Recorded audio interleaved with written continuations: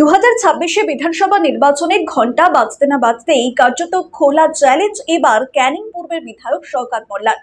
নওশাদ সিদ্দিকীকে একেবারে খোলা চ্যালেঞ্জ দিলেন তিনি। 2026 বিধানসভা নির্বাচনে ভাঙড় থেকে নওশাদ সিদ্দিকীকে হারাবেন তিনি, আর না হলে রাজনীতি ছেড়ে দেবেন বললেন শওকত মোল্লা।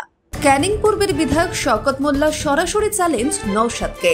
2026 বিধানসভা নির্বাচনে ভাঙড় থেকে নওশাদ সিদ্দিকীকে হারাবেন, আর তা না পারলে রাজনীতি ছেড়ে দেওয়ার দাবি শওকত মোল্লার। উল্লেখ্য, সম্প্রতি 26 বিধানসভা নির্বাচনে তার প্রতিদ্বন্দ্বী হিসেবে মুখ্যমন্ত্রী তথা তৃণমূল সুপ্রিমো মমতা বন্দ্যোপাধ্যায়কে ভোটে লড়ার আহ্বান জানিয়েছেন ভাঙড়ের আইএসএফ বিধায়ক নওশাদ সিদ্দিকী। আর সরাসরি রাজ্যের মুখ্যমন্ত্রীকে চ্যালেঞ্জ করে দিয়ে বঙ্গ রাজনীতিতে জল্পনাও সৃষ্টি করেছেন নওশাদ। আর এরপর ক্যানিং পূর্বের বিধায়ক শওকত মোল্লার কটাক্ষ। একইভাবে 2024 লোকসভা নির্বাচনের আগেও তৃণমূল কংগ্রেসের সর্বভারতীয় সাধারণ সম্পাদক অভিষেক বন্দ্যোপাধ্যায়কে তার বিরুদ্ধে ভোটে লড়ার আহ্বান জানিয়েছিলেন নওশাদ। ডায়মন্ড হারবারে দাঁড়াবে বলে ঘোষণা করে শেষে পালিয়ে গিয়েছিল সে, আর এখন আবার মুখ্যমন্ত্রীর বিরুদ্ধে লড়ার কথা বলছে। অর্থাৎ পুজোরও ইচ্ছে হয় চিত হয়ে শুতে। ভাঙড়ের আইএসএফ বিধায়ক নওশাদ সিদ্দিকীকে খোঁচা মেরে কি বললেন শওকত মোল্লা, শুনুন। পুজোরও চিত হয়ে শোয়ার ইচ্ছে হয়, আসলে নওশাদ সিদ্দিকীর অবস্থা ঠিক সেই জায়গায়। আমরা লোকসভা নির্বাচনের আগে আমরা দেখেছিলাম ঠিক এইভাবে বড় বড় বুলি ওড়াতো যে ডায়মন্ড হারবার এবারে অভিষেক বন্দ্যোপাধ্যায়ের বিরুদ্ধে লড়াই করবে, কিন্তু আমরা দেখলাম যে ঠিক সময় মতো লেজ গুটিয়ে পালিয়ে গিয়েছিল। মুখ্যমন্ত্রী তো অনেক দূর, মুখ্যমন্ত্রী হলো একটা সমুদ্র, আগে ছোট খাড়ি পার হতে হবে। 2021 কোনোভাবে তালগোল পাঠিয়ে ভাঙড়ে জিতেছিল। 2026 গোহারা হারবে নওশাদ সিদ্দিকী ভাঙড় থেকে, এটা আমি আজকের অন ক্যামেরা চ্যালেঞ্জ করে আজকে বলে যাচ্ছি। 100% হারবে, ভাঙড়ের মানুষ ওকে গোহারা হারাবে। আমি আজকে যে কথা বলে যাচ্ছি, যদি 26 ওকে না হারাতে পারি ভাঙড় থেকে, আমি কথা দিচ্ছি রাজনীতি আমি ছেড়ে দেব। প্রসঙ্গত, বিধানসভা নির্বাচন নিয়ে প্রস্তুতি শুরু ভাঙড়েও। সম্প্রতি নওশাদ তার প্রস্তুতির কথা স্পষ্টও করেছেন।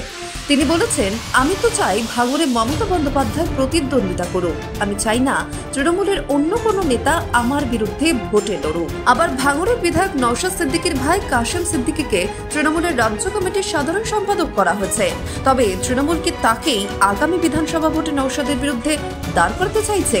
এর পরিপ্রেক্ষিতে নওশাদ বলেন, কাশেম ভাইয়ের এই সিদ্ধান্তে তাকে রাজনৈতিকভাবে স্বাগত জানাচ্ছি, তবে এই সিদ্ধান্তে আমি খুশি নই, কারণ তৃণমূল একটি দুর্নীতিগ্রস্ত দল। ইতিমধ্যেই মুখ্যমন্ত্রীর উদ্দেশ্যে নওশাদের এই সরাসরি চ্যালেঞ্জে সরগরম বঙ্গ রাজনীতি।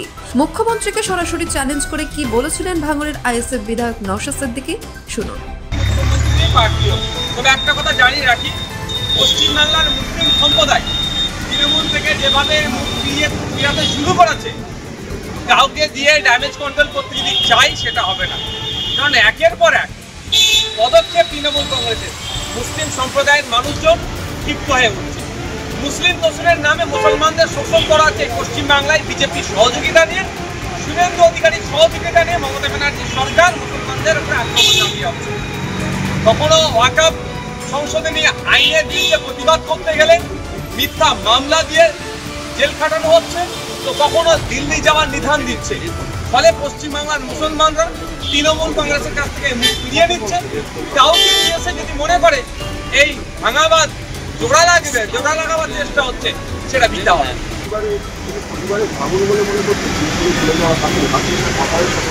মোটে ওটা ভাঙন না, পরিবারের মধ্যে আমাদের যে পারিবারিক সম্পর্ক সেটা যথেষ্ট ভালো আছে, কিন্তু রাজনৈতিকভাবে যে যাকে ইচ্ছা পছন্দ করছে, যে দলকে ইচ্ছা পছন্দ করছে, সেখানে যেতেই পারে। সম্প্রতি কাশেম সিদ্দিকীকে রাজ্য সাধারণ সম্পাদক পদে এনে বড় চমক দিয়েছে তৃণমূল কংগ্রেস। আসন্ন বিধানসভা নির্বাচনে তাকে টিকিট দেওয়া হতে পারে জল্পনাও ছড়িয়েছে রাজ্য রাজনীতিতে। আইএসএফ বিধায়ক নওশাদ সিদ্দিকীর বিরুদ্ধে তৃণমূলের মাস্টার স্ট্রোক কাশেম সিদ্দিকী হতে পারে বলেও মনে করা হচ্ছে। দলের অন্তরের জল্পনা, ভাঙড়ে নওশাদের বিরুদ্ধে কাসেমকে প্রার্থী করতে পারে দল। সোমবার তৃণমূলের রদবদলের তালিকা প্রকাশ হতেই প্রকাশ্যে আসে কাসেম সিদ্দিকীকে রাজ্য সাধারণ সম্পাদক পদে বসানোর খবর। ব্যুরো রিপোর্ট, নিউজ বর্তমান।